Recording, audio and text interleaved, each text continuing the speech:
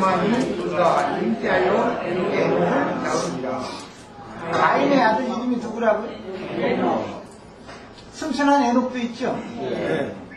그러니까 가인의 아들도 에녹이고 셋의 후손 중에도 에녹이 있습니다. 에노스의 아들이 에녹이죠. 그러니까 이제 저 이름 에녹이라는 이름 나오면 하나님께 대감을 당한 에녹만 생각하시지 말고 가인의 장자도 에녹이었다. 이걸 알으셔야 되겠어요. 그 다음에 에녹을 낳으니라 가인이 성을 쌓고 그 아들의 이름으로 성을 이름하여 에녹이라 했더라. 그러니까 에덴 동산 동편으로 쫓겨난 사람들은 하나님의 보호가 없으니까 스스로 대적으로부터 또는 원수들로부터 보호를 받을 필요가 있기 때문에 성을 쌓는 이야기를 하는 거예요. 이제 이런 것이 근원이 되어져서 이제 바벨론성, 큰 성 바벨론 그러면 그런 원인이 되는 것이죠. 인간들이 종교적인 방법으로 스스로 자신을 지키고 보호하기 위해 왜 보호자에게서 쫓겨났고 생명 공급이 없으니까 그 성 내에서 뭔가 이제 살아남기 위하여 뭔가 스스로 보호를 받을 필요도 있을 뿐 아니라 또 이제 생존의 터전을 담기 위해서 에녹성을 쌓는 이야기를 하는데 이런 것이 세상의 물질 문명의 발전과도 관계가 되지만 특히 종교 체계를 강력하게 구축하는 것. 그것이 구원의 성이라고 읽고 있죠, 지금. 기독교계에, 기독교가, 거기 가면 구원을 받는다. 다들 그렇게 믿는 거 아니에요? 그러나 이제 그 성이라고 하는 것이 거룩한 성 세루살렘과 큰 성 바벨론과 그래서 이제 자꾸 이제 대비되어 나가는 거예요. 자, 더 나가겠습니다. 에녹이 이랏을 낳고 이랏은 우후야엘을 낳고 우후야엘은 무드사엘을 낳고 무드사엘은 라멕을 낳았다. 라멕이 두 아내를 취하였으니 하나 이름은 아다요 하나 이름은 스킬이며 아다는 야발을 낳았으니 그는 질문에 하여 육축시는 조상이요 그 아버지 이름은 유발이니 그는 숨과 충수를 낳는 모든 자의 조상이 되었으며 신라를 낳았으니 그러니까 라멕의 첩이죠. 신라는 첩에게서도 아들을 낳았는데 두발가임이라는 아들을 낳았는데 그는 옹철로 다양하고 기계를 만드는 자요 두발가임의 이름은 나아야였더라. 이렇게 해놓고 일단 가인의 그 자손이 어떻게 번성되어서 나가는가. 두 계보가 이제 나오고, 가인의 두 계보가 나왔고, 라멕이 아내들에게 이르되 이것은 두 아내니까 하는 말이에요. 아다와 실라여 내 소리를 들으라. 라멕의 아내들이여 내 말을 들으라. 나의 창상을 인하여 내가 사람을 죽였고, 나의 상함을 인하여 소년을 죽였다.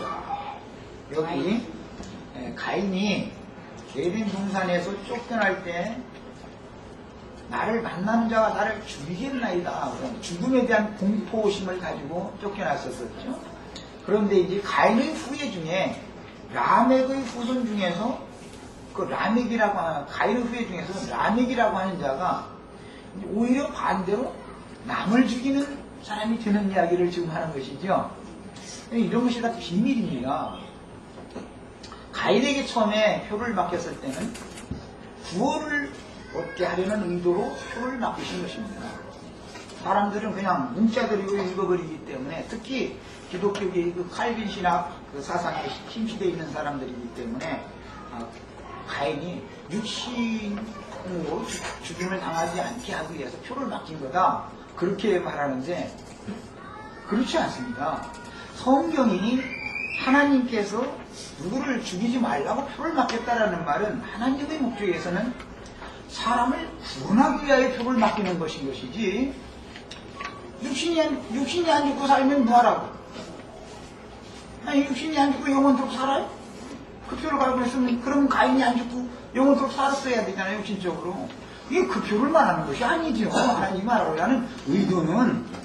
그래서 이거는 그런 어떤 그림자적인 어떤 사건을 통해서 하나님이 말하고자 하는 어떤 의도가 있단 말이에요. 가인에게 표를 맡긴 것은 희년을 당하기까지는, 그때 당시 역사적으로 볼 때는 희년을 당하기까지는 에덴 동산 밖에서 많은 연단과 시험을 받는 어떤 충분한 기간을 지난 다음에 나팔 소리가 들려지면 하나님께로 돌아오게 하는 때가 있다라는 거예요. 이것이 이제 오실 메시아에 대한 예언인 거예요. 그래서 나팔을 불러 메시아가 오는 것이죠. 그 첫째 나팔은 반드시 예수님이 부는 거예요. 그래서 첫째는 예수님이 뛰는 거고, 나팔 소리를 들어도 끝내 돌아오지 않는 것은 에덴 동편의 롯 땅에서 에녹성이 견고하고 그가 완전한 보호를 받을 수 있는 상황이 되었기 때문에 돌아오지 않는 겁니다. 룻의 예로 들자면, 룻뿐 아니라 또 한 사람이 있죠. 며느리가 오르바라고 그래요. 그 오르바는 자기 모압 쪽 수고의 신에게로, 자기 친정 부모에게로 돌아가잖아요. 그러나 룻은 자기 본토 친척 아버지 집에는 아무런 소망이 없는 사람이었어요. 그렇기 때문에 시어머니의 고향을 따라서, 시어머니를 따라서 오게 되는 겁니다. 그러니까 에덴의 동편 롯 땅으로 쫓겨난 사람들은 세상적으로 말하면 쫄딱 망해야 된다는 거예요. 거기서 흥하고 잘 돼야 된다는 거예요. 망하지 않으면 돌아오지 않는다. 지금 성경에서는 이걸 말하고자 하는 거예요. 그런데 가인은 불행하게도 나가서 성공을 했다. 이것을 지금 보여주는 겁니다. 그래서 세상에서 성공을 하는 사람은 복음을 전하면 돌아오지 않는다는 걸 보여주는 거예요. 왜? 세상에서 성공한 그 자체로 자기는 거기서 부귀 영화 권세 보동을 다 누리는 거기가 좋은데 왜 돌아옵니까? 바벨론에, 이것은 이제 예입니다. 바벨론에 하나님의 백성들이 쫓겨났습니다. 그러면 70년이 차서 희년 나팔을 이제 봅니다. 우리가 다 돌아가자 하고 이제 나팔 부는 자들이 나오죠. 뭐 학계, 스가랴 이런 사람들이 이게 다 나팔 부는 자들 있잖아요. 해도 바벨론이라고 하는 곳에 가서 70년 동안에 뿌리를 내리고 자리가 잡힌 사람은 아무리 돌아가자고 해도 돌아가지 않는 거예요.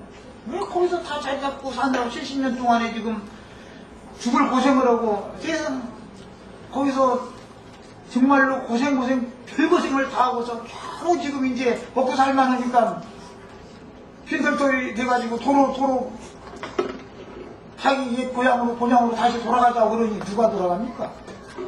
안 돌아오죠. 그래서 돌아오는 우리가 적은 거예요. 그래서 남은 자라는 거, 돌아온 자는 적다 이 말이에요.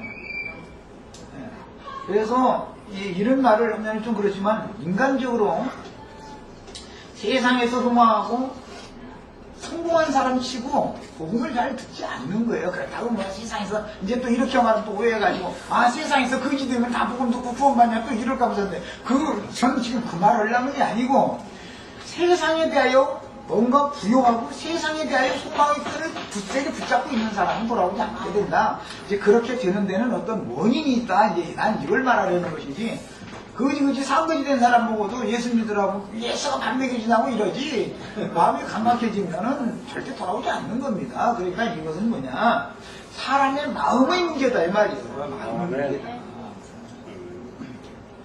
연단과 시험을 받으면서 사람이 얼마만큼 희년을 당할 만큼 깨졌느냐 이거예요. 결국 하여튼 이 세상살이에 대해서 아주 이강할 실력이 난 사람이래야만 하나님의 나라, 세상 나라에서는 소망이 없어져야만 하나님의 나라에 대해서 복음을 전하면 마음이 그쪽으로 돌이킬 수가 있다는 거예요. 이런 것을 보여주는 겁니다. 에녹성이라고 했지만 사실은 이 세상이라는 게 한 성이잖아요. 이게 코스모스라는 게 이게 사단의 성이라는 말이거든요. 책에. 신약성경에는 이제 두 무덤 사이에서 군대 귀신 들린 사람들이